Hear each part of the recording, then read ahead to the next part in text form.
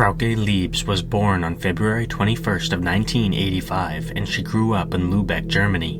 When she reached college, she moved to Paderborn in order to attend the nursing program there. Frauke was described as outgoing and responsible.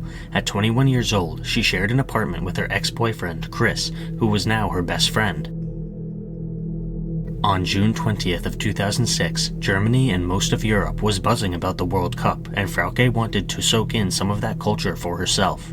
She decided to go to an Irish pub called the Old Triangle in downtown Paderborn to watch the match between England and Sweden with some friends.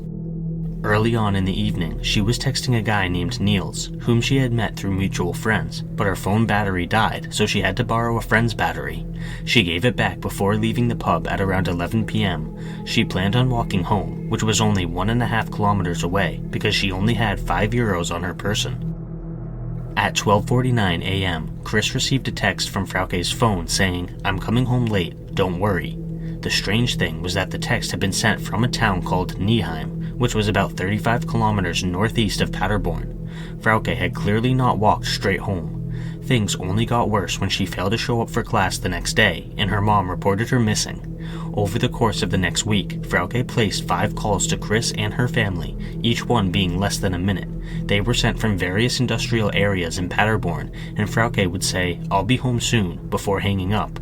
She never said where she was, whom she was with, or what she was doing. When people asked any questions, her answers were evasive and vague. Her voice sounded calm, but not quite right, almost as if she was dazed or stunned. On June 27th, Frauke called her sister Karen.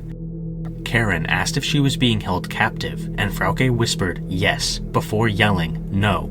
Immediately after this, the call ended. That was the last time anyone ever heard from Frauke Liebs. On October 4th of 2006, a hunter stumbled across Frauke's body in a forested area near a state road in Lichtenau, about 20 kilometers away from Paderborn. She was still wearing the clothes from the night of her disappearance, but her phone, purse, wallet, and watch were all missing.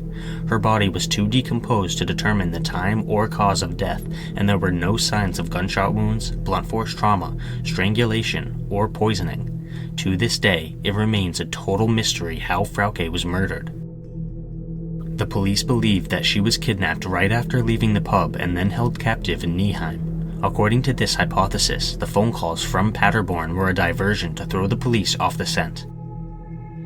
The authorities questioned more than 900 people during the investigation, including 5 suspects, but they were all cleared with alibis.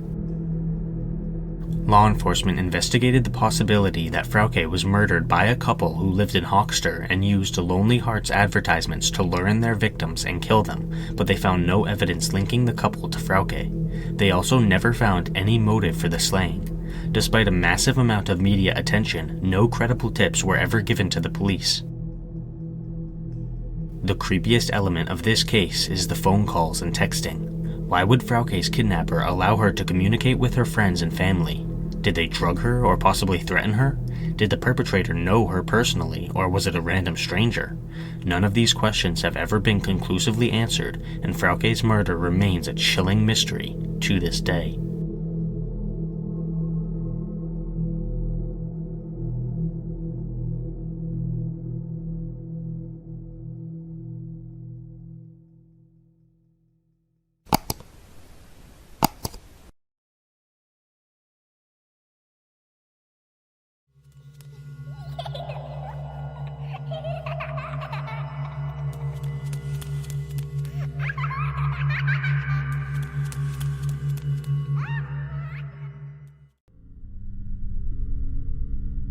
Alistair Wilson was a 30-year-old banker who lived on Crescent Road in Nairn, Scotland, with his wife Veronica and their 2 young children. Veronica's father lived in the top-floor flat of the house.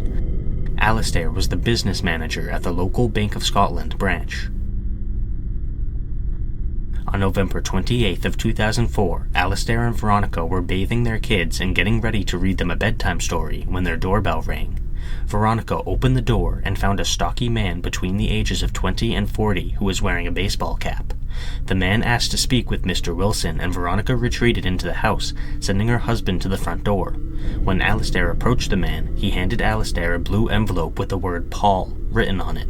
Alistair walked back inside to put the envelope down, and as soon as he returned to the front door, the man pulled out a handgun and fired 3 shots. Veronica rushed to the door, where she found her husband bleeding out. The unknown man was nowhere to be found. Alistair passed away in the hospital later that evening. On December 8th of 2004, council workers were cleaning out a gully on Seabank Road in Nairn when they found a handgun that had apparently been discarded.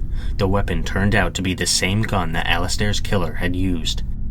It was a 1930s 25 caliber Haynel pocket pistol, and the bullets that killed Alistair were made in the 80s or 90s.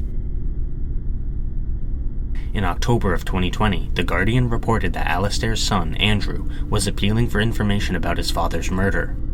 The police wanted help with identifying anyone who was known to use firearms like the one that had taken Alistair's life.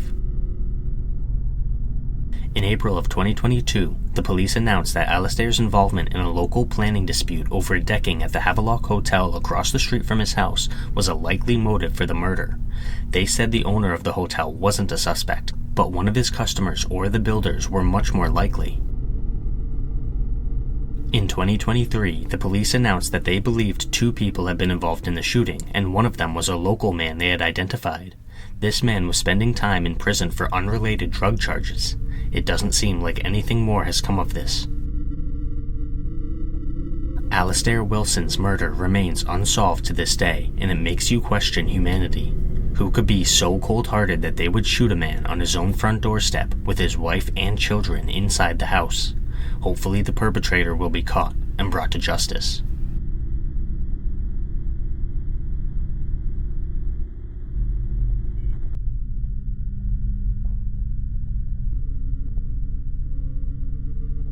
Click the join button to become a member today. Channel members receive exclusive content as well as early access to all my content.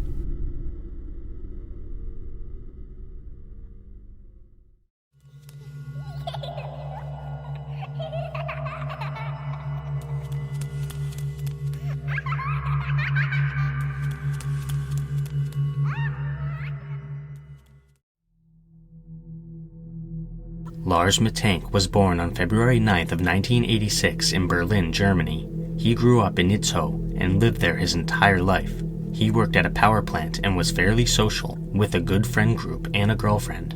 He visited his parents frequently, and after his father suffered a stroke, Lars often helped out at their house.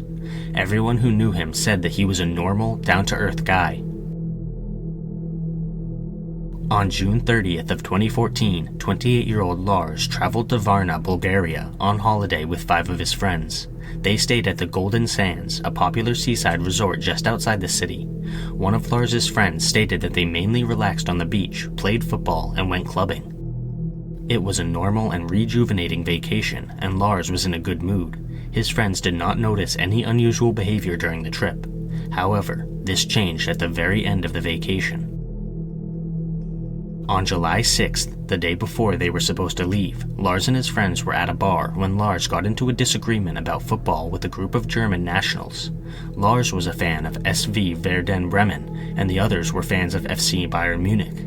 Lars and his friends went to a restaurant after leaving the bar, and after they left the restaurant, Lars departed from his friends. He disappeared for the rest of the night, which was highly uncharacteristic of him. The next morning, Lars turned up at the resort and told his friends that the men from the bar had beaten him up. He claimed that he had an injured jaw and a ruptured eardrum, so he went to a doctor. The doctor advised him not to fly back home just yet with his injuries and prescribed an antibiotic called Cefprozil. Lars's friends wanted to stay behind with him, but he insisted that he was fine and they could go home as planned. They reluctantly agreed, and they flew back to Germany on July 7th. Lars checked out of his original hotel and moved to the Hotel Color Varna for the night. The second hotel was much cheaper and closer to the airport. However, just one day after his friends left, Lars began to exhibit paranoia. While at the hotel, he called his mother and told her that people were trying to kill him or rob him and she should cancel his credit cards.